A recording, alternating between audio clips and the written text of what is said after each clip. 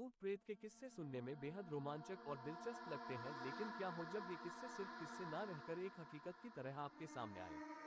आज की युवा पीढ़ी भूत और आत्माओं के होने पर विश्वास नहीं करती, लेकिन जिस पर आप विश्वास नहीं करते वह असल में है ही नहीं, ये तो संभव नहीं है ना। आज हम ऐसे ही भूतहा स्थान से आपका परिचय करवाने जा रहे हैं जिसके बारे में कहा जाता है कि इसका निर्माण स्वयं एक आत्मा ने किया था।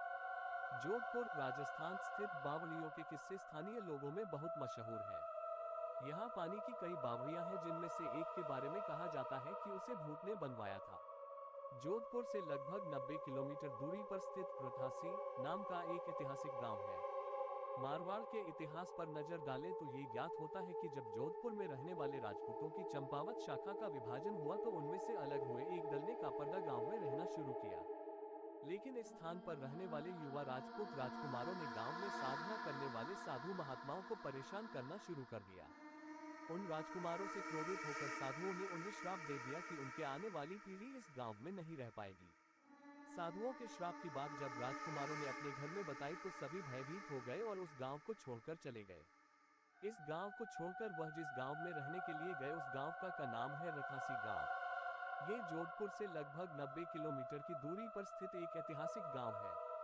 इस गांव में एक बावड़ी है जिसके बारे में कहा जाता है कि वह भूतों के सहयोग से बनी है, अर्थात उस बावड़ी को बनाने में भूत प्रेतों ने गांव वालों की सहायता की थी। ठाकुर जयसिंह के महल में स्थित इस बावड़ी को देखने के लिए लोग दूर दूर से आते हैं। इस बावड़ी के विषय में ये कहानी प्रचलित है कि एक बार जब ठाकुर जयसिंह घोड़े पर सवार होकर जोधपुर से रठासी गांव की ओर जा रहे थे तब रास्ते में ठाकुर साहब का घोड़ा उनके साथ साथ चलने वाले सेवकों से पीछे छूट गया और इतने में रात हो गई। राजा का घोड़ा काफी थक चुका था और उसे बहुत प्यास लगी थी। रास्ते में एक तालाब को देखकर ठाकुर जयसिंह अपने घोड़े को पानी पिलाने के लिए ले गए।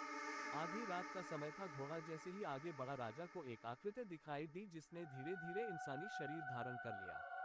राजा उसे देखकर डर गया। उस प्रेत ने राजा को कहा कि मुझे प्यास लगी है, लेकिन श्राप के कारण मैं इस कुएं का पानी नहीं पी सकता।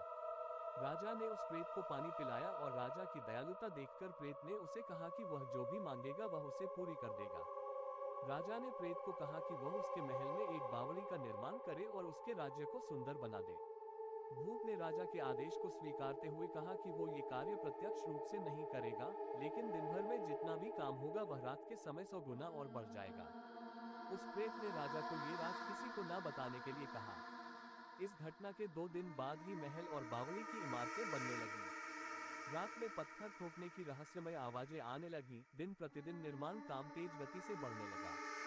लेकिन रानी के जिद करने पर राजा ने ये राज रानी को बता दिया कि आखिर निर्माण इतनी जल्दी कैसे पूरा होता जा रहा है।